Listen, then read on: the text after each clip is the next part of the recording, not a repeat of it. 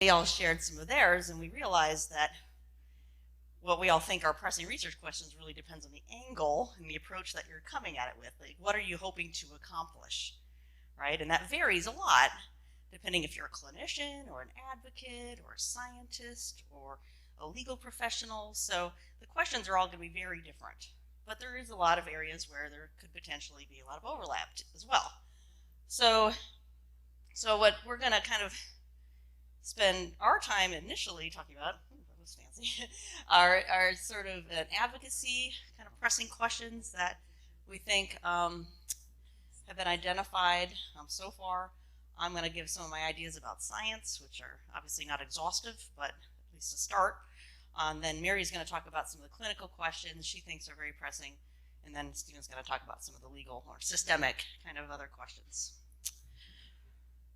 So now, I'm not an advocate, I'm a researcher, but I work with a lot of advocates, and if we have advocates in the room, this will probably be useful for you. Simply Parent is, if you're not familiar with it, it's a nonprofit that I'm on the board of directors for. We've been kind of quiet recently, but it's not because we're not working our tails off. We are. So about 2 years ago, the nonprofit, we formed an advisory board, and many of our members are in the room today.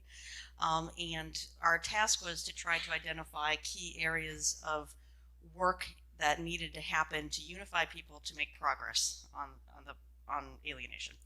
And so one of the tasks was to develop a research working group and identify extant research and identify kind of what do we know and have confidence in saying what we know.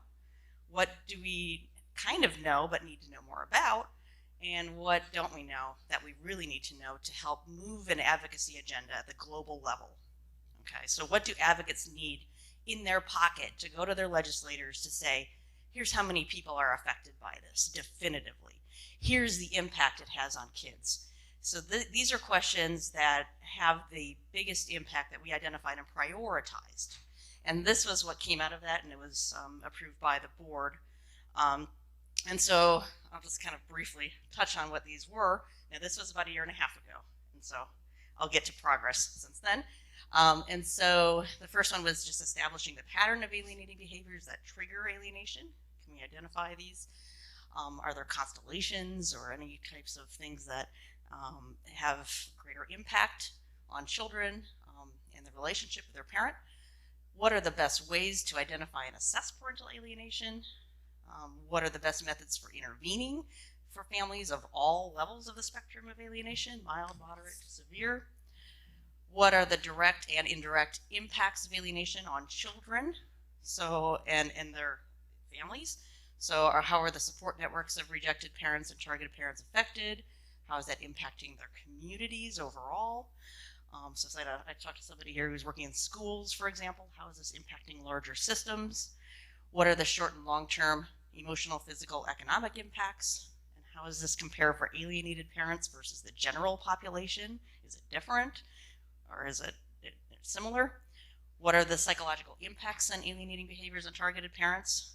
So we're looking at PTSD, anxiety, depression, suicide.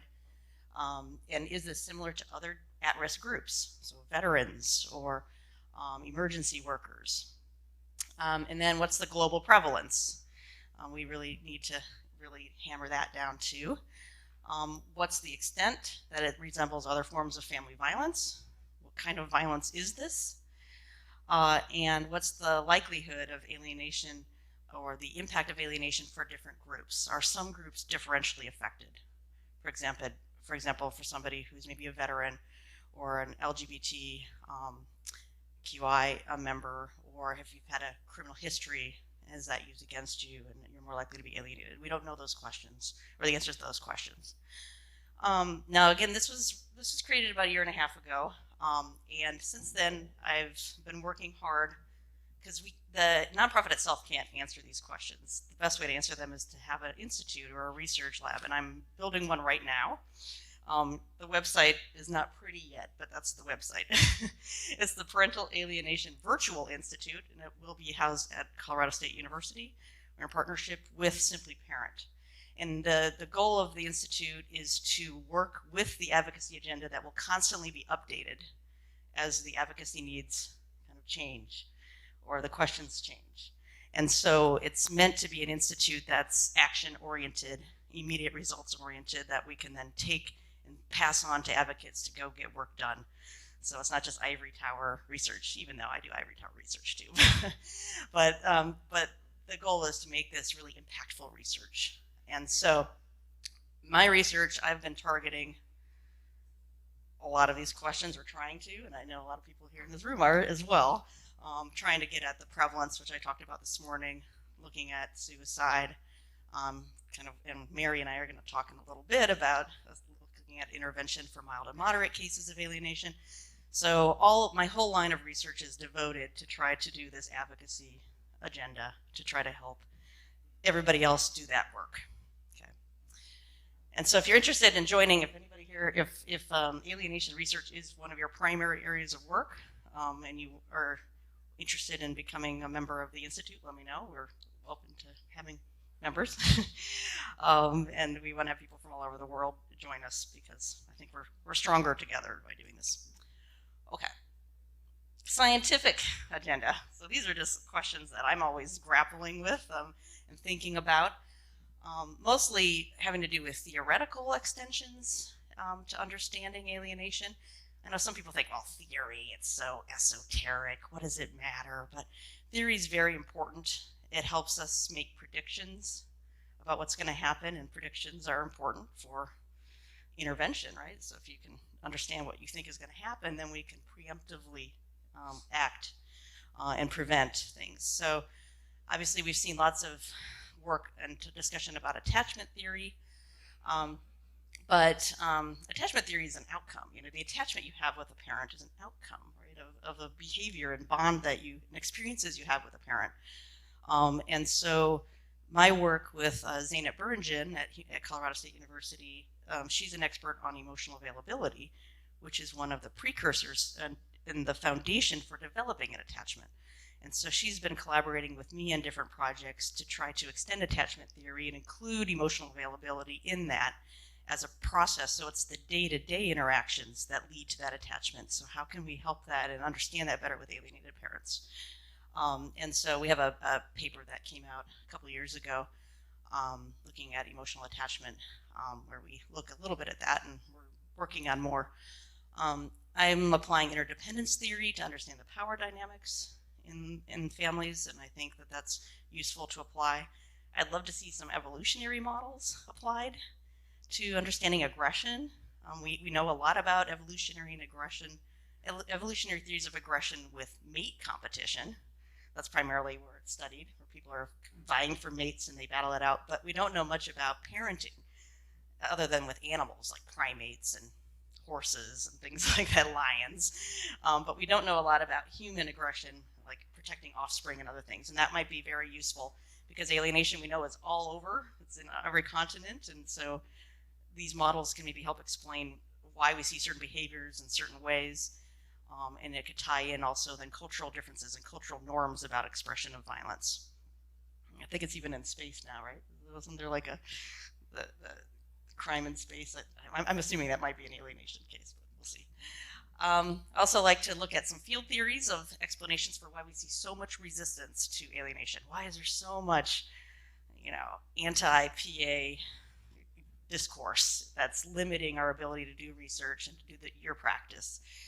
And there's, I think, some really useful theories in sociology and other areas that can help explain that and help us make greater progress if we can anticipate what those are and find ways to combat that. And so I think by testing some of those ideas, that would be really useful for us as a field to move forward.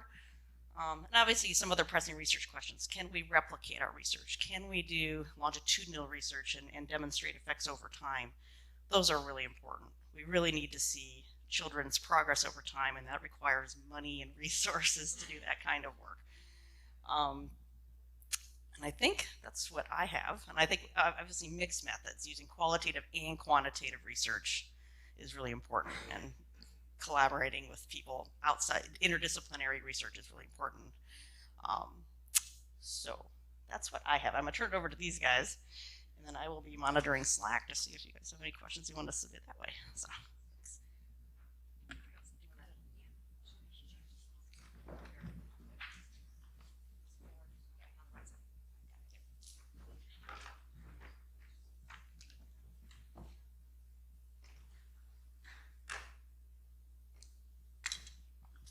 All right, good morning. I'm Mary Alvarez. I'm very honored to be here. I am a clinical psychologist by training and practiced clinical psychology for the first third of my career. The second third of my career, I was a forensic custody evaluator for 15 years in the family court systems in Houston and the surrounding counties. And I have decided that the third part of my career is going to return me to research. You know, as a PhD, we're all trained as scientists first, and then we decide which direction we want to go, and I went clinical. But I'm going to cycle back and come back to my roots in science and research. And so I've been doing a number of things as a forensic psychologist to understand the field in general. When you work in family law that's highly litigious, as it is in the Houston area, you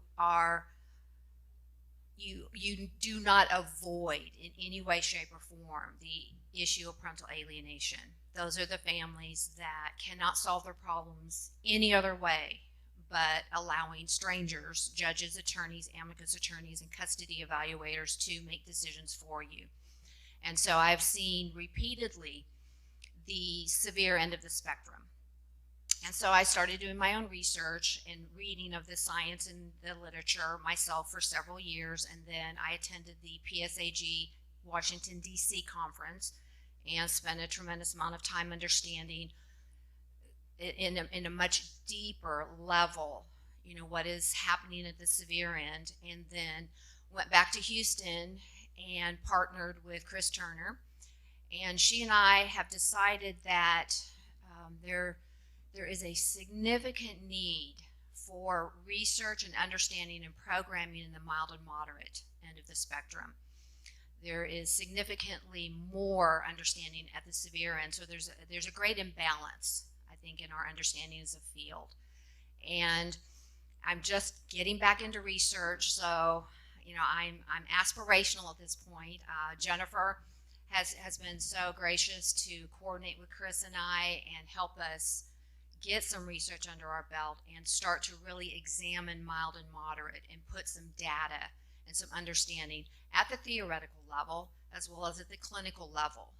And so if we can understand and fill in some of the gaps at the mild and moderate, I think that it will significantly push this field forward in ways that it hasn't experienced at this point.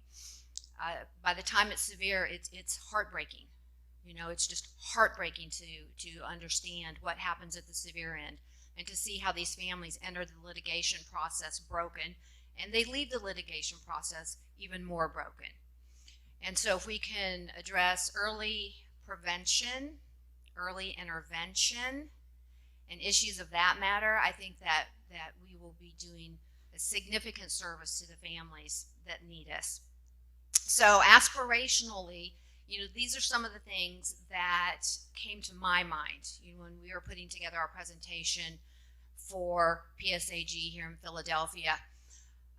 We understand this much about severe, and this is not an exhaustive list, so please don't, you know, misunderstand me that I have presented every single thing that we understand. I tried to highlight the things that I have read and that I continually hear and experience myself that we understand about severe. There is a significant amount of psychopathology. We know that, you know, in the favored parent, in the FP.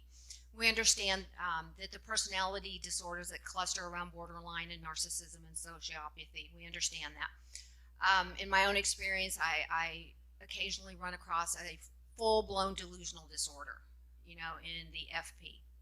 And that is the driving force in a lot of the alienating behaviors that they engage in. I put up there Munchausen's just because it's factitious disorder now, but you know the old term is much more familiar. But that's another area that has been discussed and examined at the severe end. Folie à deux, you know, the interaction between the parent and child and how the pathology in the parent can influence the child's pathology. We understand there is a disrupted attachment. We understand the pathological enmeshment. Lots of people talk about these things, and they are here at this conference. We understand that children are traumatized by parental alienation. There's a whole literature on the neurological basis, the neurophysiology of trauma, and that's part of what Jennifer and Chris and I are examining also. Hopefully with the grant hopefully we get the grant money so we can look at some of the biological markers for trauma and anxiety. And we understand that at the severe end it is considered child abuse. So I think some of these are the highlights that I have concluded that we are at a point in the severe end to, I guess, consider that we've are well on track in these particular areas. So what do we know about mild and moderate? Not much. Insofar as I've been reading the research and talking to lots and lots of really smart people, we have, through Bill's work, some definitional considerations, which I think are very helpful. And in fact, we use and define mild and moderate through some of the work that Bill has done and his colleagues, because we had to have a starting point. I mean, we have to have a way to at least define what it is that we're doing. But beyond descriptions, for example, the mild child or the mildly alienated child might put up some resistance, but once they are in the presence of the target parent, they're fine. So we understand that. Well, that's more of a behavioral description than really what is going on psychologically and neurologically with these children. So this was something that was very interesting to me. Coming out of the family law system with the worst of the worst, I was ready to attack something not so egregiously severe. So these are some of my initial thoughts. Why study mild and moderate? I think that we need to much better define and understand the continuum. We talk about a continuum, mild, moderate, severe, but is it really a continuum? Is there something different about mild than moderate and severe? Maybe moderate and severe are, maybe moderate is just a less severe, if that makes sense. Is there something qualitatively different between mild and moderate? And mild really isn't part of the continuum? I don't know, but these are just some things that interested me in all of my work that I've done in the family law systems through forensic evaluations. And I think understanding, is it a continuum? Are there discrete categories? Then we can start to better understand and define issues such as prevention and early intervention, and try to capture these families if we can figure out some kind of model to put together to try and identify these at-risk families before they got to the point that they got to in the 15 years that I worked in the forensic arena in family law.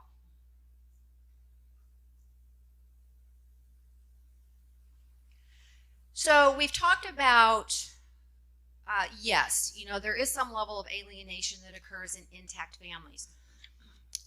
The research that we have, which is fabulous, by the way, it has groundbreaking implications, has been in large part, not entirely, but in large part, though, retrospective. And I'm interested in prospective research, and trying to look at, we know that there are these signs and characteristics in intact families by talking to adult children who had recall backwards in time. And again, hugely helpful. I mean, it sets some kind of a stage for us from which we can start to examine and ask other questions.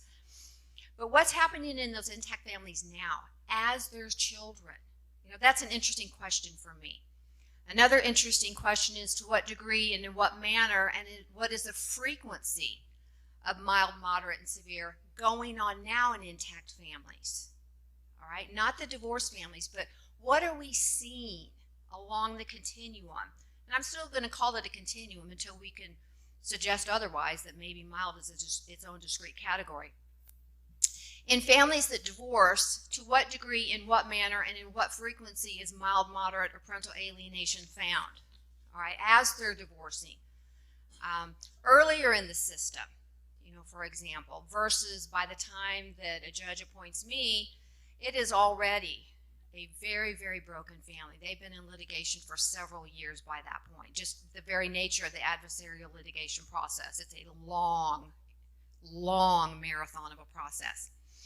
And what type of psychopathology is present at both the parent level and the child level in these families? And this is some of the research that we're doing with Jennifer. Some of the interesting questions that came to me just in the day and a half that I've been at this conference are things like, okay, so we have the 8 manifestations of the children. We don't really know, does it take 3, does it take 4? You know, this is some of the work that you guys just talked about, at least with abused children. But what are the relationships between the 8 manifestations and depressed children? You know, so for example, do depressed children show consistently, you know, 2 or 3 of the 8? And what does that mean? Versus an anxious child who has a primary diagnosis of anxiety. You know, and what does that mean? So the anxious children seem to show more of a cluster in these areas, you know, versus a depressed child. And the same thing for parental pathology. You know, how does parent pathology start to cluster, you know, around, you know, the Baker 17, you know, that we all talk about. So these are interesting aspirational questions for me. Now, obviously, this is a lifetime pursuit, and I'm in the third or the final stretch of my career, so I'm going to, you know, selectively examine some of these things, but I do want to contribute, you know, as I head out to pastures one day. So I kind of already covered this, but some of the things that I hope that our research can do with Jennifer is really look at the interactions, you know, in these particular areas, some of the clinical areas and some of Jennifer's work in domestic violence and intimate partner violence and things like that. We're trying to look at just as much information as we can. So we have, and we'll describe this more this afternoon, we have another panel that will talk about the programs that we put together for mild and moderate at this point in the Houston area. But we are examining through our intake process all of these clinical areas: domestic violence, aggression, parent insight, loneliness. I mean, we put together what we feel would be a great way to collect data and make sense of it over time. It's probably several papers could come out of this. One of the things that we are using, you'll notice on the bottom slide, it says splitting. We do use the Ron Royner's work, and we'll have to eventually segue back because, Bill, we're collecting a lot of data on the park. We've got lots of data. And you'll hear more this afternoon when we talk with Chris and add Chris to our panel about families that want to divorce, but they are cognizant of the fact that they don't want to hurt their children. And so there is a whole group of families out there, and this is kind of our control group, of divorcing families who are committed to doing what they need to do in order to not damage the child. And Chris will talk about that in more detail because she's a family law mediator, and she will describe to you some of her cases, because that's what she does. She does people who are pro se, they don't want to fight, they don't want to use attorneys if they can help it, they certainly want to get through the court system as expeditiously as possible and without a lot of injuries as possible. Why are they different? What is different about them in their pathology, in their history, in their background, in just any other way that we could describe or measure them? So that's another interesting question for all of us that we will be addressing.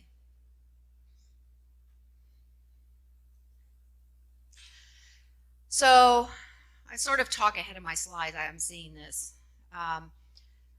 Just to put together a little diagram of the pro se versus low conflict versus high conflict divorces. Where do they overlap? Where are they discrete and distinct from each other? Those are questions that we have, that we are attempting to at least shed some light on. And what happens when a court puts teeth into the process? That's another question that we have, is what happens in mild or moderate and severe? Do you see a decline, you know, in these when courts really put enforceable, you know, actionable consequences to egregious behavior on the part of a parent? Or is it perhaps the other direction, that we see the most decline in mild and moderate, but those severe families, and that's been my experience, but I haven't seen a court yet who's willing to really, put their teeth into it. Every once in a while, a parent is sent to 3 or 4, 5, 6 days in jail for some, probably like the 5th or 6th enforcement that was filed. And so just a repeat offender. Some judges will eventually do that, but 4, 5, 6 days in jail, I'm sure it's an inconvenience. I'm sure it's disruptive, but by that time the damage is done. I mean, these are already severe cases, and these cases have already been involved in litigation for 3 or 4 years. And so the end result is the child is still damaged. And what about treatment? I think as a field, and you'll find out this afternoon that we have started with a pretty solid cognitive program for mild and moderate, but we clearly recognize that there are other issues clinically and theoretically that need to come into play. We get that. It's just as we roll out, we're tweaking and gathering data and analyzing as we go to put together something based on research also and based on our experience kind of collectively that seems to be the best kind of approach for a treatment of a mild or a moderate. My concern is at this point, at this juncture, anybody locking into one particular theoretical perspective or treatment approach. I think that's a very slippery slope. We're not there yet. We don't know what really works. We have maybe a little bit of this, a little bit of that, but when you look at what happens to these children pervasively, it's not just one thing. Their cognitive thinking skills are distorted. They develop severe misperceptions. They have anxiety and depression. They have family relationship problems. They have an autonomic nervous system that won't shut down and pumps out cortisol endlessly. So I think that at this point we need to be open to what could be the best combination of treatment factors that we can put together based on the research and based on solid findings versus locking into your own professional training and theoretical background.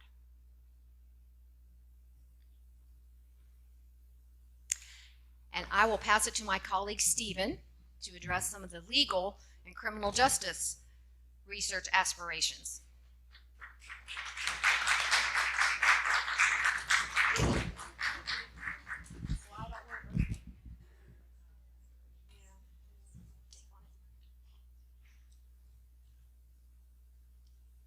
My name is Steve Morrison, and my PhD is in administration of justice, so I'm in a totally different neighborhood than most of you that sit here in this audience. Through my career, I was a police officer for 41 years with Houston. And through that career, I saw how do we affect legislative change. And so when the divorce occurs, the relationship with the family court system, going through the divorce, PA comes about as a product of divorce. And so I'm looking for how can we minimize that, as all of us are around here are trying to minimize parental alienation. So my first slide here is addressing the issue of education. We're looking for what research questions can we answer that might reduce PA. And are we educating our judges? Are we educating our lawyers, the custody evaluators? And the questions that I came up with is, can we reduce that high conflict when we have the education? When we educate the parent as they enter the system, right when they enter the system, if we educate them right then, can we minimize the high conflict? And then how do we measure for change? Well, on the front side, we had an occurrence rate of high conflict. Once we've educated, taken measure for change between the two times.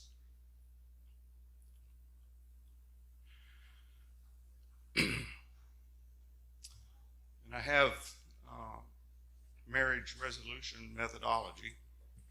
We're a competitive society. We take and compete in everything that we do. And we take that competition right into the courtroom. And how do we address that competition? Some of our thinking, our cultural values, we need to change. Seeking to, and I looked at when in my research on PA, the aspect of mediation and collaborative law, and then we get into the litigation, and we know when we get into that litigation neighborhood, that's to me when PA increases. So if we implement more collaborative law or mediation, are we reducing PA?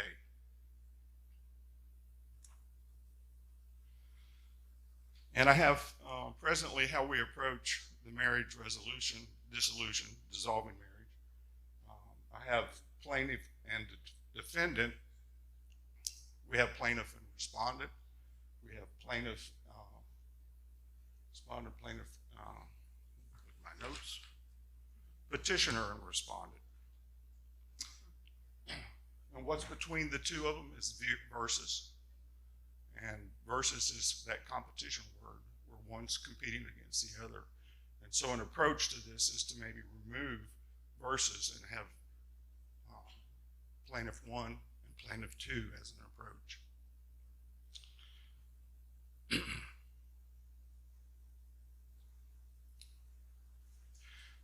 And another research question, what innovative approaches are going on out there presently? I was looking through some products that are out there right now, and I found that Kentucky had recently implemented some new laws, and those new laws had greatly reduced the high conflict cases. What are those? What things took place? So that's some research that we need to go out there and take a look at.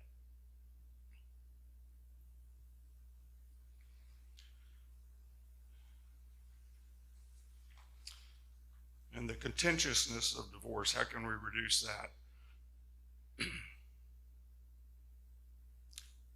In the research that I did, I came across a study where immediately when the petitioners enter into divorce, they're assigned a parenting coordinator, and that reduced the rate of PA or reduced parental alienation syndrome. That needs to be replicated. It needs to take place in another court, another jurisdiction, to where we might be able to take that, present it to our legislators, and get that change implemented.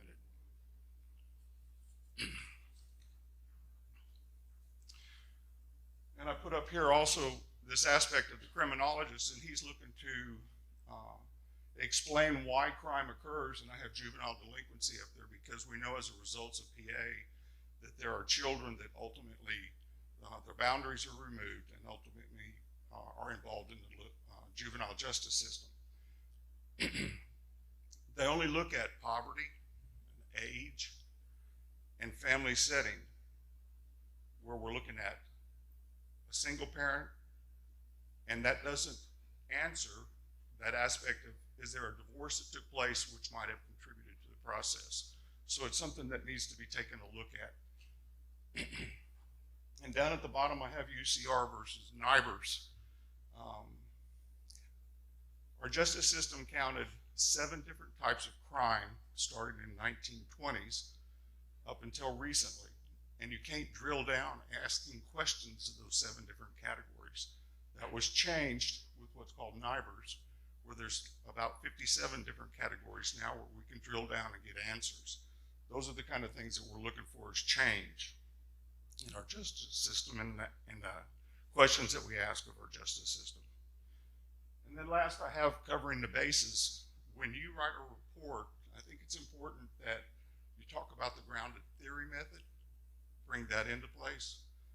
I also think it's important that you discuss qualitative data, because every time you do an evaluation, you're creating descriptive data, which is qualitative data. That question keeps coming up, where's the data? It's out there because every time you do a report, you've created it.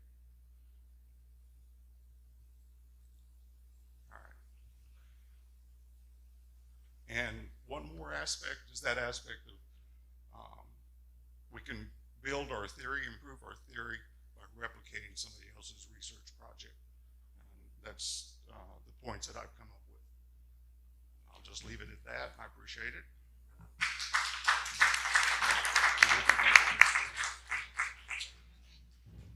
So we were going to next talk about some overlapping questions, but before I do, I want to kind of just say, kind of throw out there, like we talked about it from an advocacy perspective, scientific perspective, legal, kind of clinical, but what kinds of questions would help people working in this field that would help them do their job better? For child protection workers, what questions they need answered to do their job better, or police, who are often first responders to lots of calls and they get pulled in as third parties. Teachers, we didn't even talk about the educational system very much, and guidance counselors. What questions do we need to be asking as researchers to help them? And physicians, doctors who are seeing kids, and what do they need? You could answer that there, Steve. So I wanted to throw that out there, and we have a few questions submitted by Slack, so maybe we can talk about those and then talk about some overlapping questions. My husband submitted one when I was on my way here yesterday, so he has one, something that's been questioning. He's been thinking about is what's the impact on social media of disseminating low quality information. So when parents are going to groups and they're not getting accurate information or misinterpreted findings of research and it's being kind of spread around media groups, what impact is that having on targeted parents and in what ways?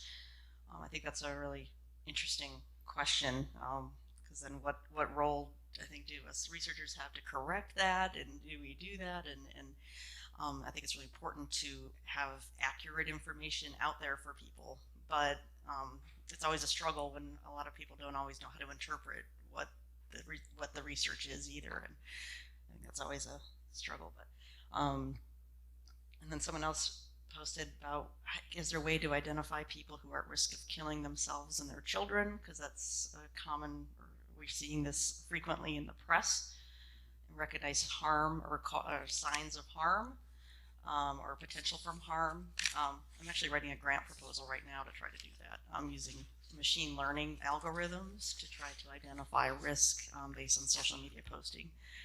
But I think that's a really good question. How can we do early prevention in real time? Because most suicide prevention, it's too late. They don't identify it till after the fact, and you have to do real-time identification to be effective. And social media is a good outlet for that, and a good way to get at that.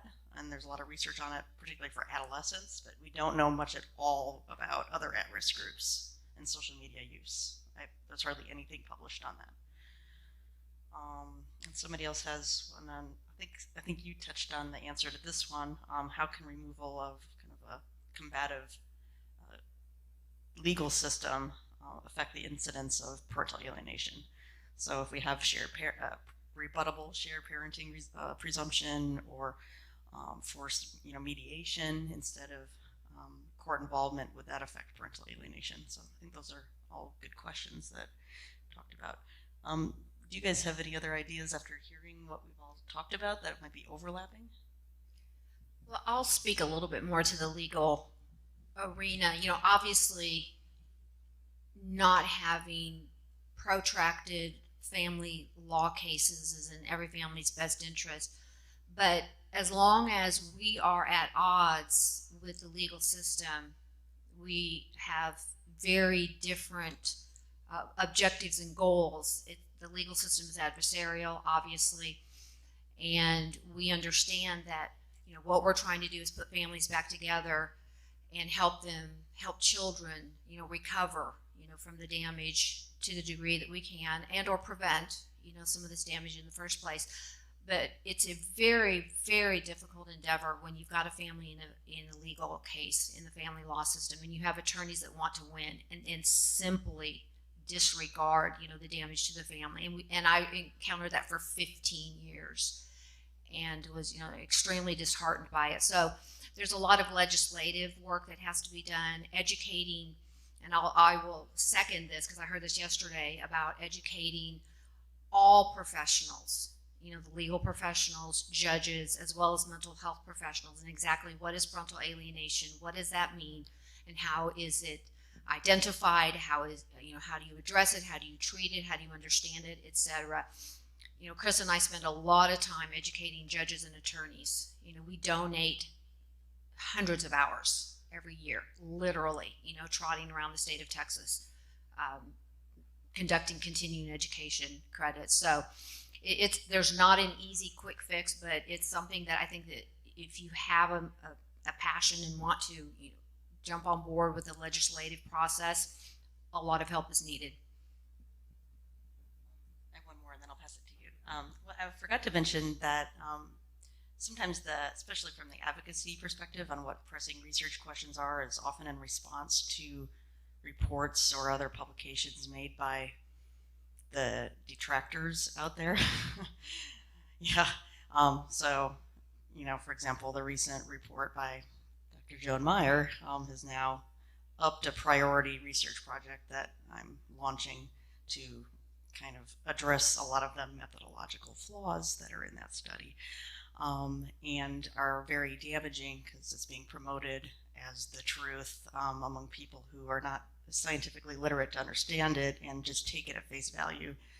And it's really potentially damaging to all the work that we're all trying to do.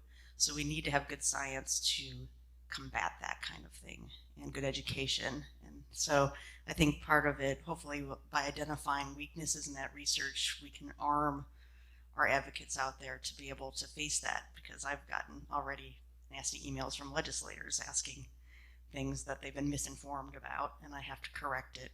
And I think, Amy, you had. Yeah, I think I'm going to open it up next. Yeah. Yeah.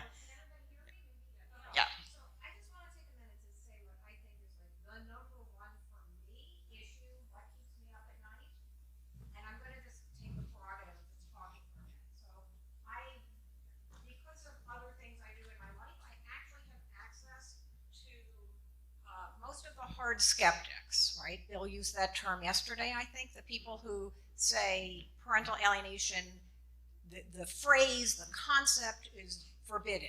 We shouldn't be talking about it at all. And I'm really trying to understand, what's their problem, okay? And this is my understanding of the problem, and then maybe we can put our heads together and think of how to solve this from a research point of view. So my understanding is what they say is tens and tens and tens of thousands of children have been placed with abusive parents because they are saying, no, my kids aren't rejecting me because I'm bad, they're rejecting me because the other parent has used parental alienation. Okay, so we all know this fear that the concern that parental alienation can be misused in the courts. So I ask them, and I don't ask them directly, I have a contact who's very closely connected with most of the hard skeptics. And this is what I've been told. So I say, well, who are these tens of thousands? I'm actually sort of baffled.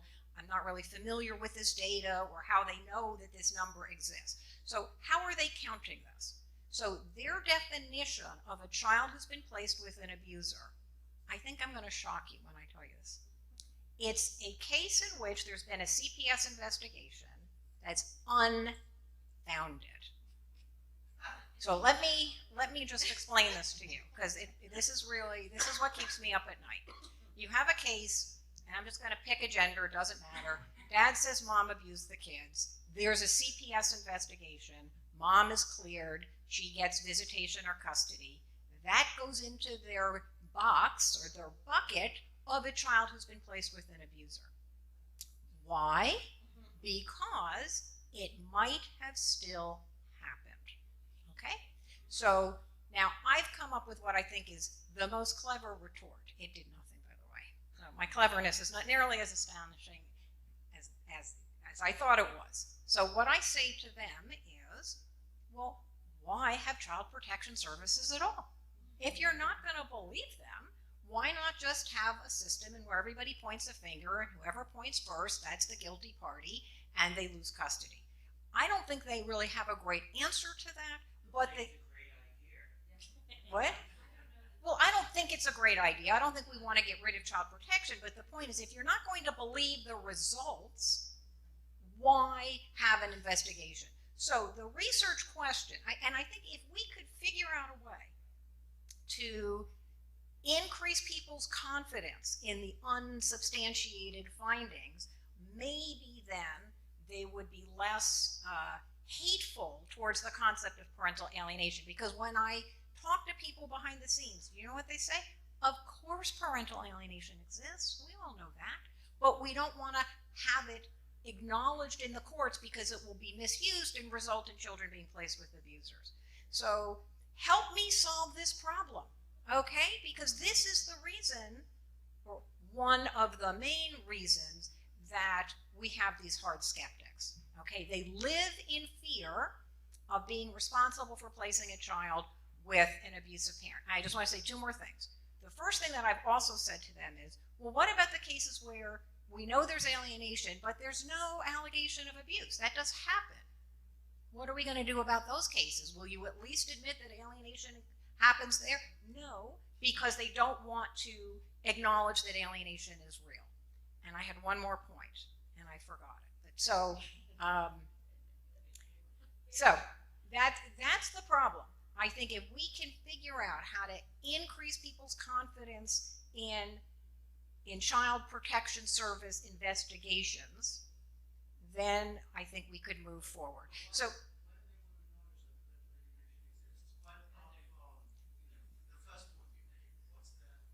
well, that's it. They don't want children placed with abusers. Oh, I know. The second point is, these people believe that emotional abuse is more damaging than physical or sexual abuse. They endorse that knowledge base, okay? And the research is pretty clear that emotional abuse, what we call psychological maltreatment, is actually worse than physical abuse or sexual abuse. And so if you can get them to believe, and I think they do, that parental alienation, even though they say it doesn't exist, they know it exists, is a form of psychological maltreatment, then basically they're saying we care more about kids who are physically abused than psychologically maltreated, even though the research shows it should be the other way around. So again, help me solve this problem. The second pressing research thing that I think about is when we do studies of targeted parents, I think it would be really helpful if we could validate that status through collaterals and document reviews. Just one study, so that every other study, when we talk about, well, I surveyed 100 targeted parents, we don't have to deal with, well, how do you know if they were really targeted? It would be great if somebody could do that study. So I'm going to, well, Jennifer's in charge. Very quick. Just, I think, let me quote Nobel Prize winner in physics, Max Planck. This is a year ago if you were in Sweden. This is on the wall in the Nobel Museum. So an important scientific innovation rarely makes its way by gradually winning over and converting its opponents. What does happen is its opponents die out, and the growing generation is familiar with the idea from the beginning. Okay, so I think the idea that we can educate the cohort that Amy and I are both dealing with is not very likely. And I think there's a lot of reasons for that. I'm only going to be 1 minute, Jen, but I think you've got a group of people who don't know the difference between science and a belief system. I think you have people who don't know the difference between ideology and science, speculation and science, and so on. So I'll end by saying 10 years ago, a paper was published. It was an analysis and integrated study data by a Timothy Baker, no relation to Amy. And here the title was Current Status and Future Prospects for Clinical Psychology, or of Clinical Psychology. It was written up in Newsweek with the title, Ignoring the Evidence, Why Do Psychologists Reject Science? Now, no offense to people in this room, but they found 80% of clinical psychologists were practicing in the pre-scientific era. And they defined that very clearly where medicine was 100 years ago. And you guys are hopefully in the other 20%, you wouldn't be here, but that's a very big problem. They simply don't believe you can, they don't care what anyone said. They don't think in terms of true positives or false positives or things like that. So thank you. All right, so we can open it up to other people here for some questions. So here, I'll come on out. I feel like I'm in a talk show now. Hi, I just wanted to perhaps, Steve, add to what you said about Schopenhauer, who talked about 3 stages that all truth passes through, and that might actually reflect the life cycle you're talking about, which is the detractors just die out. It takes that long for truth to pass through being ridiculed, next violently opposed, and finally accepted as self-evidently true. Yeah, I love that quote. I'm glad you said it. I'm sometimes asked, how do you come up with research questions? And I think it's always sometimes just in response. It's like, oh, really? You don't think that you think all alienators reciprocate? Yeah. Okay. Well, let's see if that's really true. So it's always you just hear what the detractors say, and yeah. So I'm a targeted parent, and I'm trying to stay online. So I have an adult daughter. She's 23.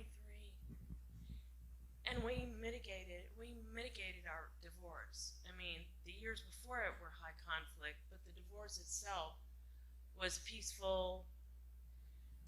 And then after he moved out, and I helped him get there, he waged the war. One of the barriers was HIPAA, because it needs to be changed to 25 from 18 to 25. I have my own theories about why. Then CSU was just presented her a bunch of drugs that just helped to mitigate to amplify the problem. And then she adopted the political narrative language around the LGBTQT, and then so for me, like, all the things about the courts are really irrelevant, and there's a whole thing about young adults that needs research to help. All I am is pleading with my community inside Fort Collins to help, and I don't get any help. So anyhow, I got a ton of ideas, and I could probably help work with you. Yeah, and like research questions, they're really useful to come from experiences, So when I hear you say that, I say one of the things I'm studying now is where are people getting support and who's actually listening and that kind of thing, because I think that's really important. Jen, Yeah. Okay, so I want to stay on topic. So research questions, I do have a big one in my head, which is we don't have great data to show what happens to alienated children.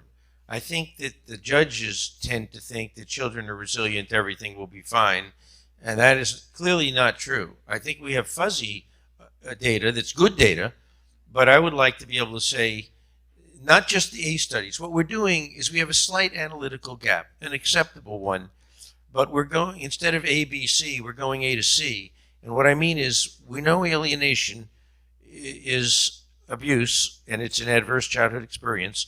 And we know that abuse and adverse childhood experiences are not good. In fact, they're terrible, as I said in the panel yesterday. But it would be nice to be able to say, there's the data for the alienated kids, longitudinal, hopefully prospective, not good. That's a really big deal, and it's got to be preferably a longitudinal prospective study, but I'd settle for a decent retrospective study. Okay. This question may be best for you, Jennifer. Would there be a protocol that could be developed for partnering with local community school districts, where maybe some of the research that's already been done, the questionnaires that have already been applied, could be the school community could be used as the study cohort. It could maybe go over a number of years, and then maybe added to that could even be an educational aspect where maybe there's some sort of information presented about high conflict divorce or psychological splitting, dangers to children, that kind of thing, that over time would have a measurable effect. Great question. It's a great methodological one that I know that I have colleagues who work in prevention science at Colorado State who do a lot of work doing larger kind of educational surveys over time, and they can track health outcomes and how many kids are vaping, how many kids are doing all these different health outcome or problematic health behaviors. And it would be great to add questions like that. It's hard. I don't do that kind of work. And I know, Amy, you've done some work in schools. It's challenging, but there are some educational psychologists and other people who I think would be great to tap into if we can get some researchers who could do that. One more question. I've been thinking yesterday and today, really kind of coming to mind. We're all involved in one level or another with these behaviors of our children, and we're all talking so far about the family dynamic and in the family system. Is there some relation to the projection into the social, cultural, macro system? Is some of what we're seeing in the social justice warriors, in the ideological splitting of groups and determining that this group is bad and that group is good, and I'm part of them, and is that alignment and splitting all sort of a manifestation of the same thing that we're talking about, and therefore does it affect society not just in small 5% of people that are in high conflict divorce, but are we actually seeing the projections where it is really affecting 80% of society or something? And maybe there's some study work that could be done to try to identify those connections. I think that's a great question, and I actually have a graduate student who's a sociology kind of area, and he's interested in the impact because does this splitting that happens for these children, then is that reflected then in their ideologies, like politically, and is this and attitudes towards outgroups and other things? Because when children have that kind of internal split, it's not just it's not just towards that parent, it's towards a lot of things, right?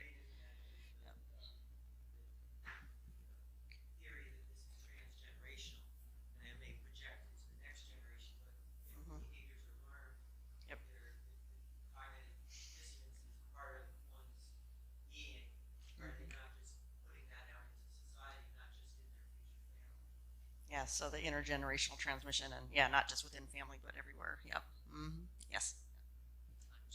Judith Pilla.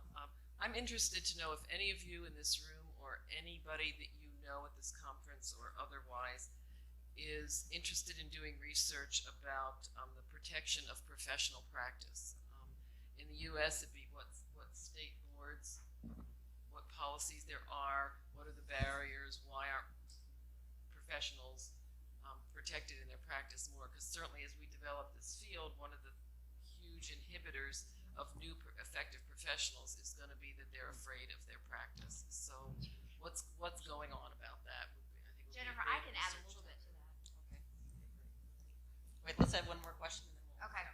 I can answer a little bit of that, Judith. Okay, I'm from Sweden. I'm Lena, and in Sweden it's very difficult to change anything. I've been trying for nearly 30 years. So my question is, why is the system so resistant, and who earns money from the system going on as usual? Because there are big economic interests in this field, and it's very obvious in Sweden. The second question I would like to put is, you can make models about the melting of the Arctic ice. Wouldn't it be a good idea to try to develop models for the costs, human costs, and the cost for society to go on emotionally with emotional abuse of children? And this has to do with the structural transformation of the family in the Western societies. It's a total relativization of family. Anything can be called family. We have politicians arguing that friends should be called families. They should be allowed to have maternity or paternity leave. Or it's crazy. I can't summarize it otherwise. Okay, here, I'll let Chris answer. Oh yeah, we'll come back. Let me just add, I don't know if you're aware, but Texas recently, the State Board Examiners of Psychologists, my board, passed recently kind of a gatekeeping mechanism in their board complaint process, so that the custody evaluators specifically aren't just automatically sent on for the full investigative process. And that was based on a model out of Arizona. I don't have a lot of information. I just know that our board worked really hard with us in the state, psychologists, to try and come to some understanding that, and they do recognize that custody evaluators are disproportionately appearing on the complaint process, and for frivolous reasons. Somebody's always unhappy, in a custody evaluation process, in a court process, and they often take out their frustrations any way they can, and it's very easy to file a board complaint. So I just wanted to offer that up. The state of Arizona has one, and now the state of Texas has one. Okay, we're mindful of time. We have about 10 or 8 minutes. So any other big research questions that you think are the most important to tackle right now? Okay, for me, I work with social emotional behavioral kids in a middle school. More than 50% come from high conflict, divorce, or one parent family. And being a targeted parent, I've noticed similarities between their behaviors. These are kids who throw tables and chairs and that sort of thing. So my question is, other than observation and looking into their IEPs to see what their background is, what research can I do in my school? I also give presentations through the district about ACEs. We're a trauma-sensitive school, so I work with ACEs and I talk about PA. How can I get other people to then follow up on that? Any other questions? Yeah. I have my own mic. Does this work? Okay, so I'll add one more thought, which is, I guess most people know I've done a lot of research on the long-term effects linking exposure to alienation strategies to bad outcomes, and I know you're building on that too. And so, there's always a criticism that it's retrospective, right? We haven't really sort of cracked the directionality issue. In other words, if you're interviewing or surveying 100 adults now and asking them to rate, when you were a child, did your parents do X, Y, and Z? And then how are you doing now? We're trying to infer that the bad acts of the parent are related causally to the bad outcomes that the people are now reporting. And so there's a bit of a gap, and I'm sure everybody knows the correlation doesn't mean causality. So we know that even if two things are correlated, it doesn't mean that one is actually causing the other. But there is a science for determining the degree to which you can have confidence that a set of studies that show a correlation between exposure to alienation and poor outcomes for kids is actually causal. And so I would love to see somebody tackle that. It's not impossible to say, yes, we actually do have confidence that these things are causally related. I think soon we'll have enough studies we can do a meta-analysis and compare that and look at how the effect size or how impactful the behaviors are on the outcomes. We can do that probably pretty soon. Right, and I guess I would say that this is, in my opinion, really important, because when we're trying to explain to people why they should care, I mean, think about, like, when you're talking to a judge, for example, you can convince them, yes, alienation is real because they see it and they know, and yes, it's actually happening in this case, but why should they do something about it, right? Because the judge can say, yes, it's alienation, but the kids are doing fine, let's not rock the boat. Or, yes, it's alienation, but the kids aren't doing well, we can't rock the boat, right? So they have a built-in reason for basically liking the status quo. So I think that we have to really work at convincing them this is really bad news for kids, right? And so that's why I want to sort of lock down that causality piece. Any other research questions? All right, well that's, oh, one more, okay.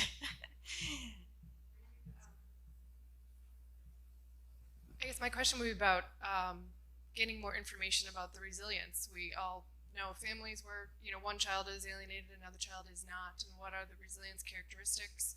Is it due to the resilience of the child, or is it due to different action? Is the alienating parent acting differently on those two child? That's a great question. Good. Well, we'll have the Slack channel open, and it'll stay open probably indefinitely, I guess. I don't have to shut it down for any reason. So if you have other questions that you just come to you, upload those, and we can keep them in mind, and I'll share them with, especially if there's any before you meet tomorrow, to go over them. So, all right. Oh. Question. I have emailed the person who's head of National Organization of Women and asked, yes, and asked their stance on parental alienation, and they don't believe in it. So that's a huge organization that we need to kind of go after and change their minds. Also, there are many media outlets that follow that trend, that don't believe in parental alienation. And so I think if we can give them the information and the outcomes of these studies. A suggestion: when someone says they don't believe in that, the next question should be, what do you mean by that? Because all it means is the parents undermine child's relationship with other parent. And so not believing that happens makes you a moron. So right? So, or scientific illiterate. So I think it's very important not to let them get away with a glib thing like that.